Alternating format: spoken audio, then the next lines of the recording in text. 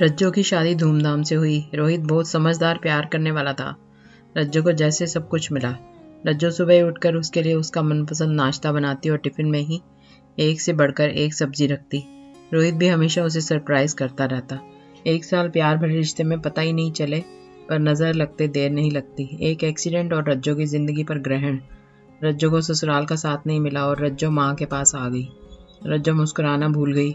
रोहित ने इतना प्यार दिया कि उसकी यादों से निकलना मुश्किल था। रज्जो की दुनिया उजड़ गई। माँ बाबा उसे हंसाते पर उससे मुस्कुराहट दूर दूर थी। रज्जो माँ की गोद में सिर रखे हुए थी। माँ मेरे साथ ही क्यों? माँ की आंखें आंसुओं से भीगी उसका साथ देती। रज्जो मेरी बच्ची, खुद को संभाल। बेटी देख, हम तो सारी जिंदगी तेरे साथ नहीं रहेंगे। कोई बच्चा होता तेरी गोद में तो दूसरा साथी भी मिलना बहुत मुश्किल होता। बेटी, मैं और तेरे बाबा सारी रात नहीं सो पाते। हमारी नन्ही सी रज्जो का दुख कैसे बांटे? नहीं नहीं माँ, रोहित की यादों के सहारे मैं काट लूंगी सारी जिंदगी। प्लीज माँ, मुझे मजबूर नहीं करो कि मैं कहीं और चली जाऊं। माँ बाबा समझाते रहे, आखिर उन्होंने कहना छोड़ दिया। अच्छा, एक बात मानेगी मेरी बच्ची? कहीं मन लगा, सहेलियों के जा, आस पड़ोस सहेलियों के पास हो आया कर। कितना बुलाती है, मन लगेगा। बेमन से रज्जो मान गई। रोज उसे दुखी देखकर माँ बाबा दुखी हो जाते। अगले दिन बराबर एक सहेली के सोचा हुआ हूँ।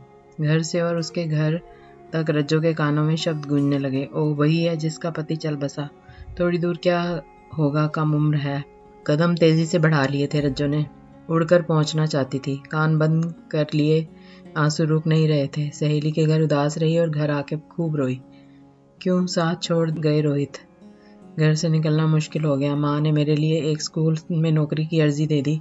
रज्जो को जाना पड़ा और नौकरी काबिलियत पर मिल गई। रज्जो कुछ न कुछ बच्चों की बातें माँ बाबा को सुनाती तो उनका मन खुश हो जाता कि रज्जो को जीने का सहारा मिल गया। रास्ते में कोई आदमी मिल गया और रज्जो ने 2 घड़ी बात कर ली तो सारे मोहल्ले में उसका नाम लेकर तरह तरह की बातें होने लगी। माँ से कहने लगे, कम उम्र है, साल भर हो जाएगा रोहित को गए, रिश्ता ढूंढना शुरू कर दो। विधवा को देर से मिलते हैं रिश्ते, बदनामी होते देर नहीं लगती।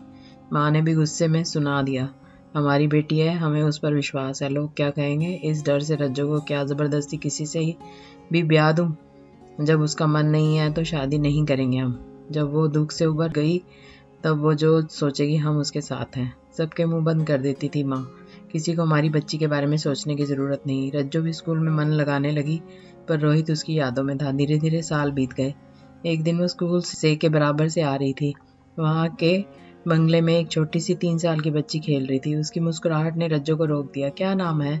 तुतलाती आवाज में जवाब मिला। रज्जो हंसी। मीरा, बड़ा प्यारा नाम है।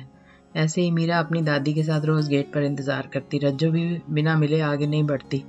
वहाँ काम करते माली से पता चला माँ नहीं है, पिता ऑफिस गए हैं। अब तो मीरा के लिए ज्यादा मुंह हो गया। बिन माँ की बच्ची। आज मीरा दिखी नहीं। कुछ देर खड़ी रही रज्जो। 3 दिन बाद भी नहीं देखकर बेताबी बढ़ गई। पढ़ाने में मन नहीं लगा। आधा दिन की छुट्टी लेकर मीरा के घर की डोरबेल बजा दी। डर भी रही थी, अनजान कौन कैसा हो। सोचा बाहर से पूछ कर आ जाऊंगी। कौन? अंदर से आवाज आई, मैं रज्जो। अंदर आ जाओ। नहीं नहीं, मैं ठीक हूँ। मीरा है? मीरा आवाज पहचान गई और जिद करने लगी मिलने की। एक सुंदर सा नौजवान गोद में उठाकर मीरा को बाहर ले आया। आंटी, मीरा ने आवाज दी। माली भी रोज देखकर पहचानता था। अरे ये दीदी रोज मीरा बेबी को मिलने आती है। मीरा की दादी भी आवाज सुनकर आ गई। बेटी अंदर आओ, मीरा रोज देखती है तुम्हें, इंतजार करती है तुम्हारा। बुखार है इसे तेज, कुछ कहा नहीं रही। रज्जो ने गोद में ले लिया मीरा को और मीरा गले से चिपक गई। गालों पर तत्ते गाल लगे। ओह, तेज बुखार है। बाहर की कुर्सी पर बैठ गई रज्जो और खाना मंगाकर बातों में खिला दिया। दादी माँ भी खुश हो गई। रोज आ जाया करो। खुश देखा आज इसको। इसकी माँ होती तो वो जन्म देते चल बसी।